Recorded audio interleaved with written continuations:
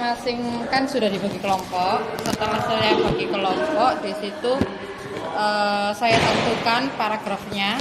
Ya, saya tentukan paragrafnya. Setelah saya tentukan paragrafnya, misalkan kelompok satu membahas paragraf pertama, kelompok 2 membahas paragraf kedua, dan seterusnya. Nah, pembahasannya itu seperti apa? Pembahasannya itu yang pertama pasti menerjemah, karena kita bahasa asing, ya. Menerjemah, setelah menerjemah, anak-anak pasti tidak bisa memahami secara langsung, karena yang pertama harus menerjemah terlebih dahulu. Ya, harus menerjemah terlebih dahulu. Jadi dalam satu kelompok itu tadi didiskusikan terjemahannya terlebih dahulu itu bagaimana, terjemahan teks itu tadi seperti apa. Setelah itu diambil pemahaman dari satu kelompok itu tadi. Setelah sudah dipahami satu kelompok itu tadi, saya biasanya itu ada satu, misalkan gini, gimana ya? Misalkan ada 3 kelompok A, B, C. Nah, kelompok A di sini ada 5 anak, misalkan 5 anak. Jadi 2 anak di sini pindah setelah sudah selesai pemahaman itu tadi, terjemah pemahaman itu tadi. Si kelompok A ini memilih 2 anak untuk menyampaikan terjemahannya. Pasti yang pertama pasti terjemah. Karena memang anak-anak di sini masih kesulitan untuk menerjemah individu, ya. Jadi mereka harus mendiskusikan terlebih dahulu. Pasti terjemahannya itu bagaimana. Setelah itu ditarik kesimpulan. Nah, bertukar anggota lah istilahnya. Kalau saya prakteknya seperti itu, bertukar anggota, dan itu prakteknya biasanya saya di maharoh qiraahnya. Karena kalau saya berpikir maharoh qiraah menerjemah ini anak-anak butuh waktu yang lumayan, ya. Biasanya kalau maharoh qiraah itu saya 2 kali pertemuan. 2 kali seminggu. Dalam itu tadi. Materi itu. Iya, materi itu tadi. Pakai marketplace-nya itu loh. Jadi pertemuan pertama itu mereka masih berkumpul dengan kelompoknya masing-masing yang sudah saya tentukan, dan itu mereka menerjemah dulu. Karena anak-anak di sini kan butuh waktu untuk menerjemah juga. Iya. Butuh waktu, dan di sini waktunya kan 2 jam ya. 2 jam pembelajaran itu nggak sampai, hanya 1 jam berapa? 1 jam 20 menit lah. Ya, sekitar. Sekitar segitu. Jadi dalam pertemuan pertama mereka menerjemah pemahaman kelompoknya masing-masing. Baru pertemuan selanjutnya bertukar anggota kelompok. Jadi berurutan. Paragraf pertama siapa dulu yang menyampaikan, yang lain mencatat terjemahannya, terus selanjutnya di kelompok-kelompok yang lain. Itu saya biasanya kalau saya prakteknya seperti itu. Jadi butuh waktu untuk 2 pertemuan. Buat market of place tadi itu, Bu. Iya, kalau saya pakai praktek metode itu loh ya. Karena kalau 1 hari saya kira waktunya sangat mepet sekali. Kurang. Gitu. Terus untuk metodenya ini, Bu, alasan Ibu menggunakan ini? Alasannya yang pertama tadi, saya ingin membiasakan anak-anak itu membuka kamus. Yang pertama, karena langkah pertama pasti kan mereka menerjemah. Kalau menerjemah kan pasti mereka membuka kamus, ya. Membiasakan mereka membuka kamus. Terus yang kedua, membiasakan mereka mengalih bahasakan ke dalam bahasa Indonesia. Soalnya di sini itu kan basicnya itu kan swasta, salaf. Nah, kalau salaf itu kan condongnya ke maknani. Nah, maknani itu kan pakai bahasa Jawa biasanya. Nah, mereka itu kesusahan, biasanya anak-anak biasanya itu kesusahan dalam mengalih bahasakan ke dalam bahasa Indonesia. Nah, itu alasan saya itu biar mereka itu terbiasa terbiasa menerjemahkan itu tadi. Dan alasan selanjutnya saya mempersingkat waktu juga. Kemandirian anak-anak. Kalau tingkat kelas MA saya yang menerjemahkan, kalau saya yang menerjemahkan itu saya kira bukan tingkat MA lagi ya. Iya, Masih kira-kira mungkin masih SMP-an lah atau MTS-an lah. Habis kalau sudah gitu respon dari anak-anak itu gimana, Bu? Setelah Ibu menggunakan metode marketplace, Responnya apakah mereka lebih menanggapi, lebih apa sih namanya, respon gitu, excitednya gitu? excitednya mereka lebih excited kalau mereka lebih excited dengan metode ini dibandingkan dengan saya yang menerjemahkan. Kalau saya yang menerjemahkan tidak menutup kemungkinan mereka akan tidur. Iya. Kalau untuk praktek ini ya pasti anak yang kurang excited atau apa itu pasti ada. Tapi kalau dipresentasikan lebih excited 70% lebih excited pakai metode ini daripada ceramah. Karena kalau ceramah saya sendiri yang menerjemah, mereka hanya menulis, itu saya kira bukan lagi ranah mereka ya.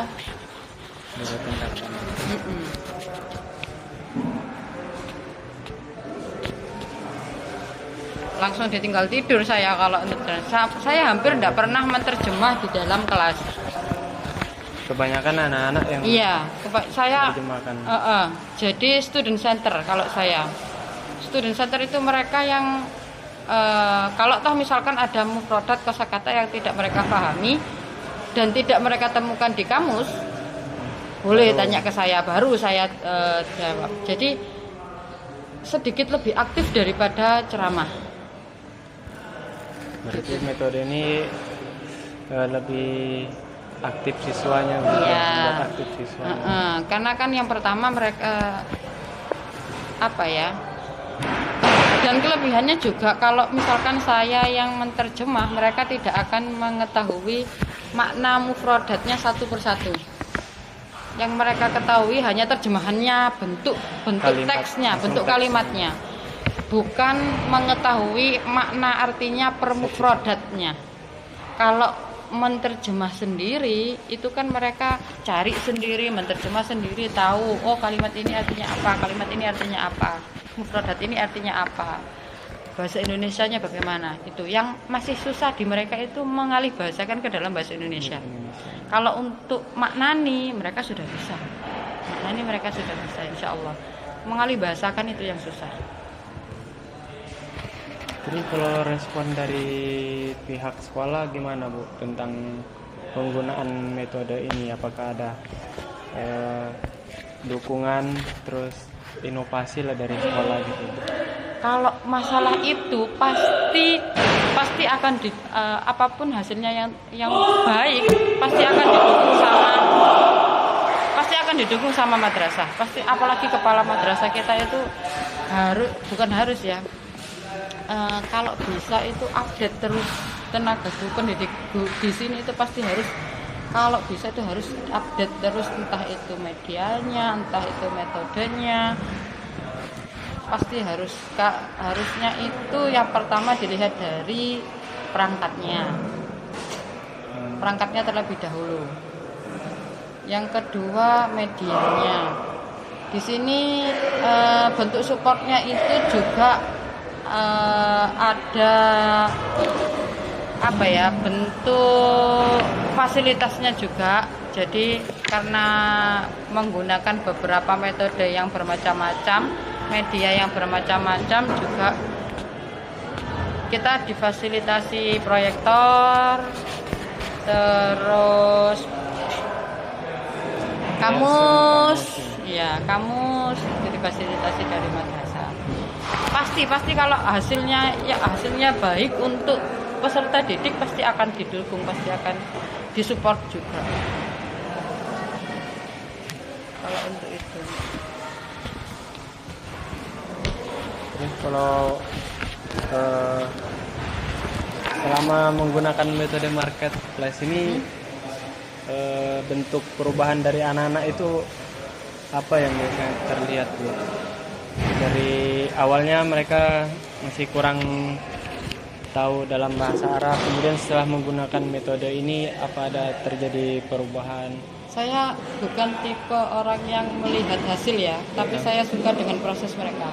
Tapi hasilnya ada.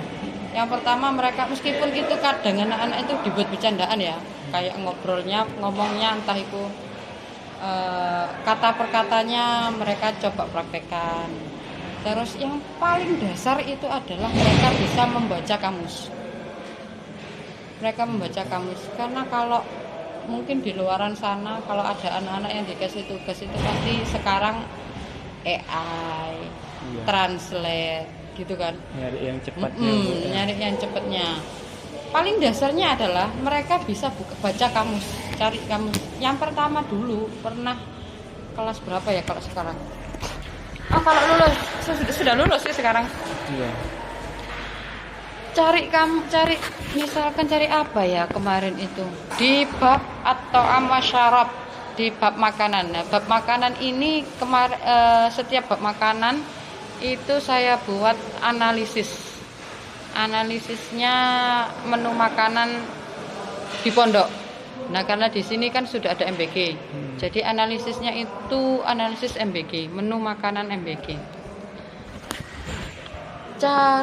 Misalkan cari kosakata apa ya kemarin, tahu atau apa gitu misalkan ya. Oh adujaj misalkan adujaj. Ada alnya, mereka sudah tidak bisa menemukan. Beda kan? Iya, ada alnya, tapi mereka carinya kan lafadznya adujaj misalkan ya, iya. Adujaj atau al-baitun lah misalkan ya, al-baitun. Mereka carinya di alnya, alif lamnya, gitu loh. Jadi mereka tidak mencari dari asal hurufnya. Asal hurufnya al-baitun kan bentuk dari makrifatnya. Asal hurufnya kan baitun. Ya. Nah, mereka awalnya itu carinya seperti itu. Terus akhirnya alhamdulillahnya juga sedikit demi sedikit akhirnya mereka bisa menemukan lah Cara menggunakan kamus itu. Sudah sedikit bisa mencari makna mufradat di dalam kamusnya itu. Itu sih. Saya lebih suka melihat proses mereka daripada hasil mereka. Ya, harus kita lihat hasilnya. Cuman usahanya mereka itu bagaimana harus dilihat juga.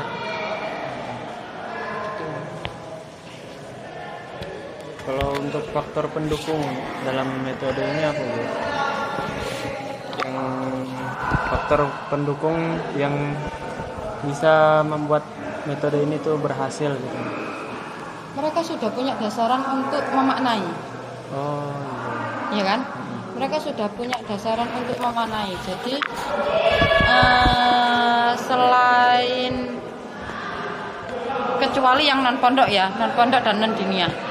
Kalau untuk yang diniyah atau apalagi yang santri pondok, mereka sudah bisa memaknai bahasa Arab, sudah bisa makna ya, makna bukan terjemah. Iya. Jadi itu sekiranya tidak mempersulit mereka dan kalau sudah tahu maknanya kan tinggal mengalih bahasakan saja. Berarti kalau kan yang dari pondok kan kebanyakan yang ada sudah yang beberapa bisa memaknai, otomatis yang di luar pondok ini kan bisa ikut juga paham dari mereka itu. Kalau untuk metode ini harus saya pasti sebelum ke presentasi ke yang lain harus saya pastikan terlebih dahulu satu kelompok itu sudah memahami apa yang mereka diskusikan. Makanya itu tadi kenapa saya biasanya kalau marketplace itu butuh waktu 2 hari, 2 pertemuan maksudnya, 2 pertemuan. Pertemuan pertama itu mematangkan materi yang mereka dapat dulu. Ya, mematangkan teks yang mereka dapat, pemahaman dari teks yang mereka dapat dulu. Itu harus seluruhnya bisa. Satu kelompok itu harus sudah paham terlebih dahulu. Karena kan nanti entah itu misalkan ada 5 kelompok. dan satu kelompok 5 anggota. Otomatis setiap anggotanya harus bisa menyampaikannya ke kelompok yang lain juga kan. Iya. Jadi pertemuan pertama setelah menerjemah, memahami harus saya pastikan dulu mereka paham. Jadi mau tidak mau biasanya kalau marketplace itu biasanya yang anak pondok itu jadi tutor sebayanya biasanya. Oh iya sih. Bisa membantu teman-temannya. Membantu teman-temannya yang belum paham itu. Berarti kalau metode ini siswanya lebih aktif gitu ya. Iya, Cara kalau komunikasinya menurut saya, gitu. Iya. Kalau menurut saya ya, lebih aktif. Kalau penghambatnya ada nggak Bu? Kalau metode ini faktor penghambatnya? Penghambatnya apa ya? Materi sih. Materinya teksnya. Bukan penghambat ya, tapi kadang kesulitan iya, dalam kadang menggunakan. itu kan kalau di bahasa Arab itu kan adanya hanya teks deskriptif saja. Ya kan? Teks deskriptif saja dan itu saja. Sepengetahuan saya yang dulu awalnya KD sekarang menjadi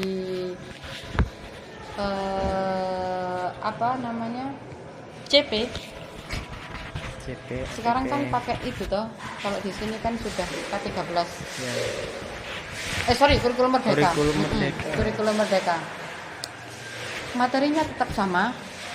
Hanya mungkin pernah satu kali perubahan dulu kalau seingat saya Al-Adiyan agama di Indonesia, materi agama di Indonesia itu kelas 12, sekarang turun jadi kelas 11.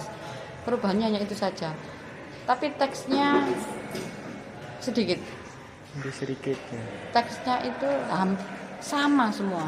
Meskipun ada ada perubahan, tapi teksnya yang dibaca ya sama. Intinya judulnya itu tetap sama. Iya, gitu, judulnya dan hanya berbentuk teks deskriptif saja. Jadi otomatis kalau mau pakai metode itu tadi dan harus dengan tujuan membiasakan anak-anak menerjemah atau membaca, ya mau tidak mau saya harus memfasilitasi teks buat di luar sendiri. itu juga. Harus seperti itu. Dan kadang kan apalagi ini salah satunya, bahasa Arab yang mereka pelajari di pondok dan di madrasah formal itu berbeda. Mufradat kosakatanya maksudnya. Kalau mufradat kosakata di formal ini kan lebih ke Umum. apa ya? Bahasa baru lah. Bahasa itu kan pasti ada pembaruan kan? Iya. Ya kan? Kalau di pondok itu kan bahasa apa ya? Bahasa kalau dulu saya belajar itu bahasa klasik, bahasa lab dulu. Iya. Kitab kuning kan yang mereka pelajari. Nah, mufradat kosakatanya itu biasanya berbeda. Begitu. Kalau sekarang kan ada kayak kosakata baru. Iya. Gitu. Nggak usah bahasa Arab, bahasa Indonesia pasti juga ada banyak kosakata baru. Itu Modern gitu, kata modern. Itu. Berarti cara Ibu mengatasi apa sih namanya faktor penghambatnya tadi kan tadi materi ya. Berarti mau nggak mau Ibu cari referensi yang lain. Saya pakainya biasanya referensinya dari Erlangga. Buku paket dari Erlangga biasanya.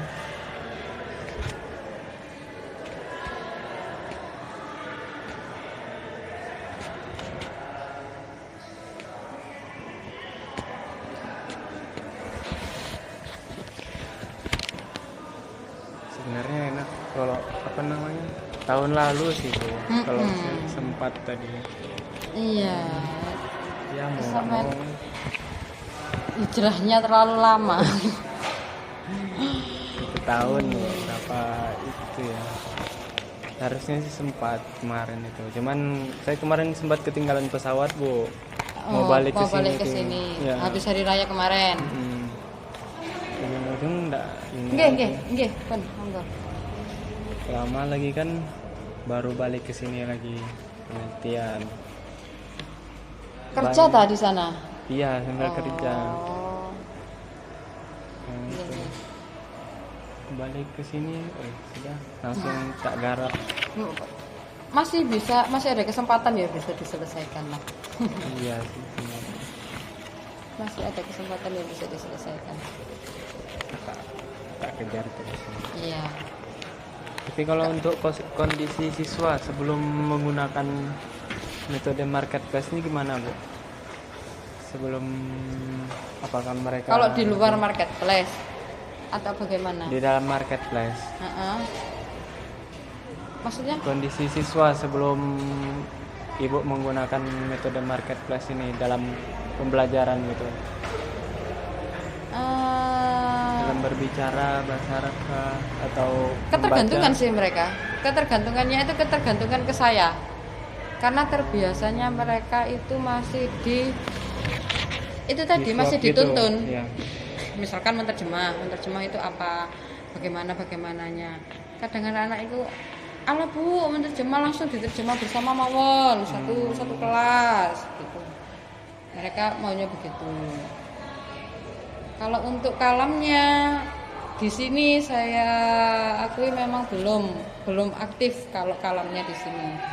Karena keterbatasan mereka itu mereka fokusnya di ilmu alatnya. Kalau sudah fokus di ilmu alat itu kan mereka lebih fokus ke struktur kalimatnya. Sedangkan kalau bicara kan kita Kalau juga harus kalam, butuh mufradatnya. Ya. Yang pertama itu kan harus punya berbendaraan kosakatanya.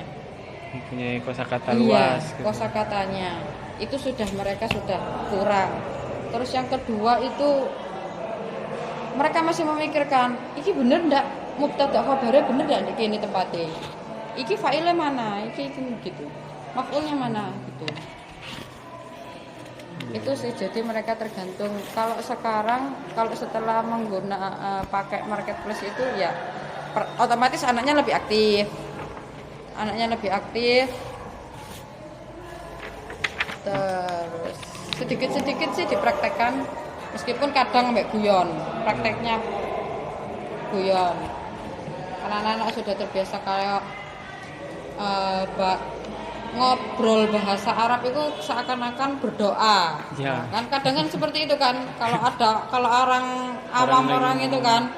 Nah, ya sedikitlah ada guyonan, tapi ada sedikit yang mereka praktekkan. Tapi nggak menutup kemungkinan nggak, Bu, kalau metode marketplace ini digunakan ke maharoh kalamnya? Kalau di sini Iya. itu maharoh kalam ya, harus ekstra lagi. Lebih ekstra. Iya, lebih ekstra lagi. Bisa sih, tapi mungkin waktunya juga lebih panjang. Waktunya mungkin 3 kali pertemuan mungkin. Tambah 1 pertemuan. Iya. Kalau di maharoh kalam. Karena kan kalau kalam itu kan munculnya dari kebiasaan. Kalau belum dibiasakan kan susah. Gitu. Iya. Butuh ekstra kalau di maharoh kalam. Dah? Sudah, Bu. Pon yakin? Iya. Terus kalau ke siswanya sampean gimana? Ya sampean siapa sih? Masih ingat salah satunya? Apa nih yang saya juga lupa. Atau MBA dulu kelas 10 toh? Ya kan MBA dulu kelas 10 kan? Kelas 10. Yang harusnya sekarang kelas 11. Iya. Yang harusnya Cuman sekarang kelas saya 11. nggak ingat orangnya, soalnya jarang masuk di situ. Maksudnya kurang inilah kalau kelas 10 yang pas saya ngajar itu. 10 itu cowok ya? Cowok, cewek juga ada kemarin sempat masuk. Pas apa itu ya? Yes. Berapa kali sih? 2 kali. Cuman kalau jadwal saya di cowok kan saya juga.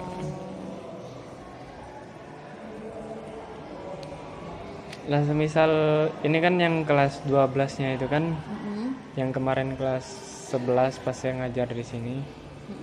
Kan belum sih. Kan masih ada beberapa di sini tuh. Mungkin kalau mereka diwawancarai bisa nggak itu, Bu? Bisa sih. Kelas 12 yang lulus tahun ini kan? Iya. Mereka Kan wisudanya kan tanggal berapa itu, Bu? Tanggal iya, tapi dari setelah pembagian SKL itu mereka sudah tidak ke madrasah lagi. Sudah tidak ke madrasah lagi. Ke madrasah lagi pun mereka mungkin pas waktu pengambilan seragam buat wisuda. Soalnya kata anak-anak tadi kan ada tuh yang kelas 12 itu yang mau lulusan. Ini lagi persiapan apa gitu. Tadi Persiapan apa? nggak tahu di situ bilang mereka. Buat apa gitu. Nggak tahu sih itu tadi bilang anak-anak. Ya mungkin tak tanyakan lagi ya. Hanya buat wawancara aja Atau sih. 3 anak. Berapa sih respondennya? Mau sampai 1 anak sampai yakin dengan enggak hasil sih. wawancara 1 anak itu? Buat 3 anak bisa juga, Bu. Oke. Nanti coba tak tanyakan dulu ya, kapan pengambilan seragamnya. Atau kalau sekarang kayaknya nggak ada kalau sekarang. Udah nggak ada tuh dulu. Iya, kalau sekarang nggak ada. Nanti coba pas pengambilan seragam. Saya info lagi, ya. Iya, Bu. Nanti tak tanyakan ke kurikulumnya.